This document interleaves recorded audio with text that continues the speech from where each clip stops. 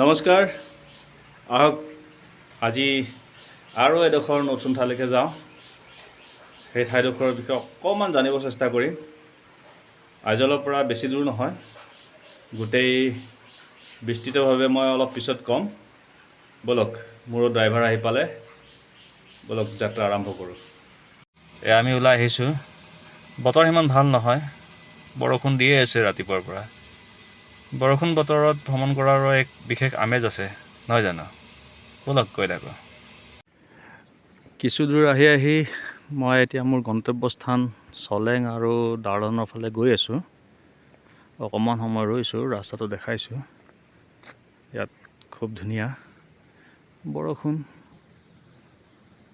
টোপ টোপ বৰষুণ পৰিয়ে আছে। এই ডাৱৰবোৰ দেখিছে? এইখিনি এইটো অকোৱা পকোৱা ৰাস্তা। আৰু এইপিনে অকণমান দেখাওক, ইয়াত প্ৰকৃতিয়ে এটা বৰ ধুনীয়া ছবি আঁকিছে। চাই লওক, এই পাহাৰত আমি যে সৰুতে পঢ়িছিলোঁ শৈলক্ষেপ বৰষুণৰ বিষয়ে, সেইটো ইয়াত হৈছেগৈ।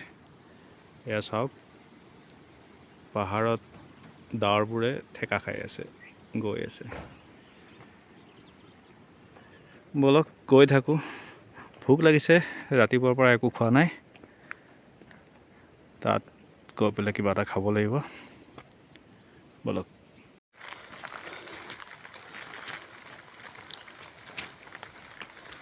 জংঘলত ফুৰি আছোঁ, চাই লোৱা।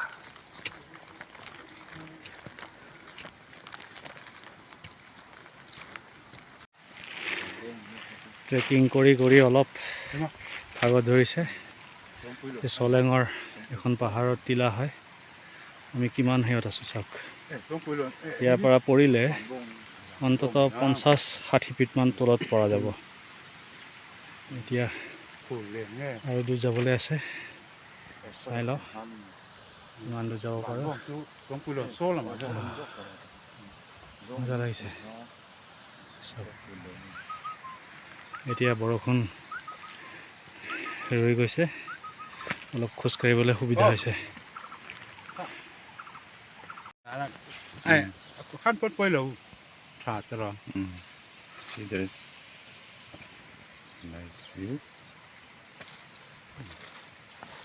মজা।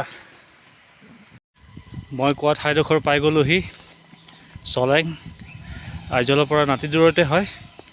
বৰষুণ দি থাকিলে অলপ আহিবলৈ দিগদাৰ।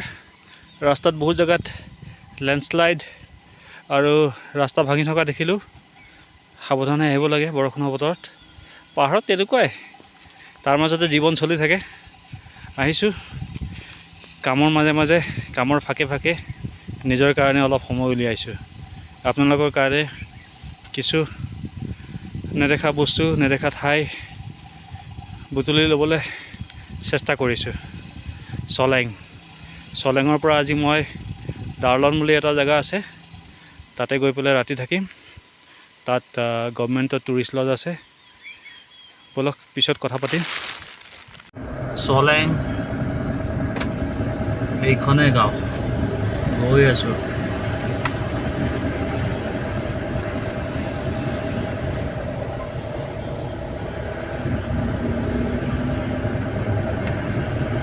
ইয়াত গৰম নাই, ঠাণ্ডা। এইটো গীৰ্জা এটা।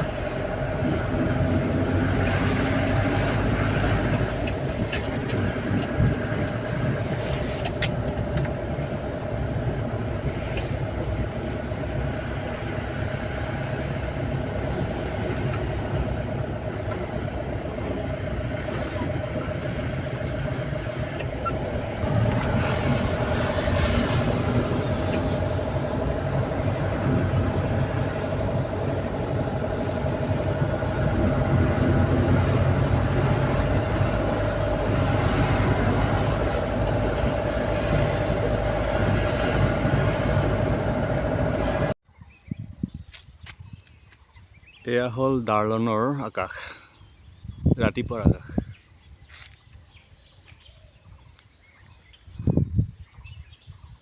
মন ভৰি যায়।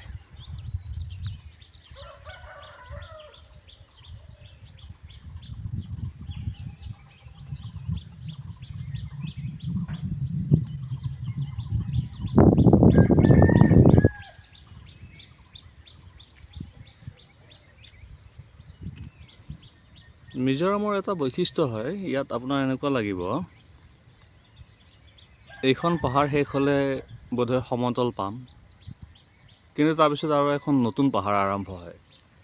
এয়া চাওক, এখন পাহাৰৰ পিছত এখন, এখন পাহাৰৰ পিছত এখন, এখন পাহাৰৰ পিছত এখন, এখন পাহাৰৰ পিছত এখন। এইটোৱে হ'ল মিজোৰামৰ ভৌগোলিক বৈশিষ্ট্য।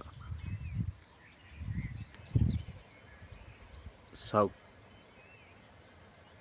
কি সুন্দৰ মানে কি এটা প্ৰাকৃতিক পৰিৱেশ। ইয়াত থাকিলে ভাৱ হয় আৰু এদিন বেছিকৈ থাকি যাওঁ নেকি। নোৱাৰি বাৰু, কামৰ হেঁচা।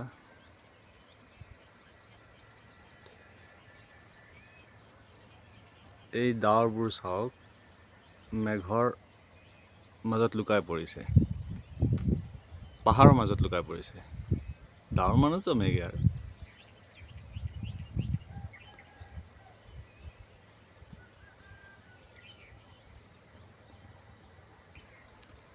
এইখন হ'ল দাৰ্লন গাঁও।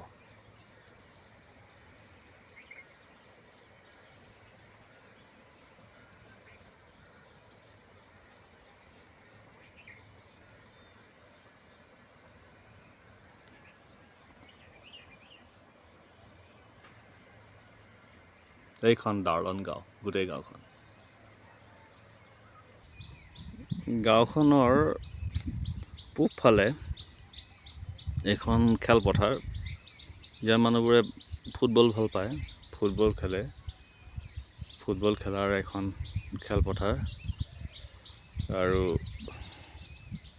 ইয়াৰ তলতে এইখন এখন বাস্কেটবলৰ। মুঠৰ ওপৰত মানুহবোৰ শাৰীৰিকভাৱে শক্তিশালী আৰু সক্ষম হৈ থাকিবলৈ ইয়াতে বিভিন্ন ধৰণৰ পৰিশ্ৰম কৰে। খোজ কঢ়া মানেই পৰিশ্ৰম হৈ যায় ইয়াত।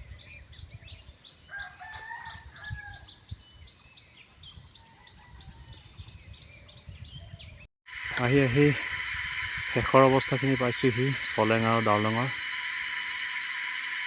ধুনীয়া পাহাৰখন এৰি যাব মনে নাযায়। আকাশ নীলা বুলি ক'লে এই নীলাটোহে আচলতে। আমাৰ সেইপিনে এতিয়া প্ৰদূষণৰ কাৰণে আচল নীলাটো দেখাই নোপোৱা হ'লোঁ। ইয়াত বতাহৰ বিশুদ্ধতা ইমান বেছি, আকাশখন বৰ চুৰত যেন লাগে। ৰংটোও বৰ নীলা, সেউজীয়া, নীলা, বগা, এইবোৰেই জীৱন আচলতে। সেইকাৰণে হয়তো মিজোৰামত মানুহবোৰ বহুত সুখী।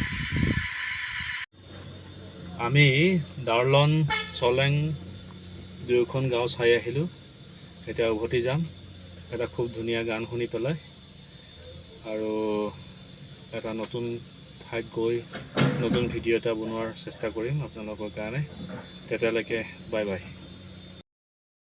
Hey darling, can I tell you what's been on my mind? Sick and tired of the 9 to 5 in the city light.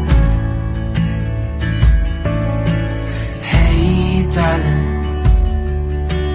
we could get out of town, see the beautiful world around, wanna see it now.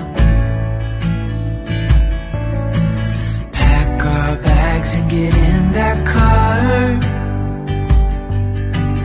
leave a little note and we'll drive real far. Let's get out, we can leave this city, let's drive to the open air. Yeah, the countryside is so pretty.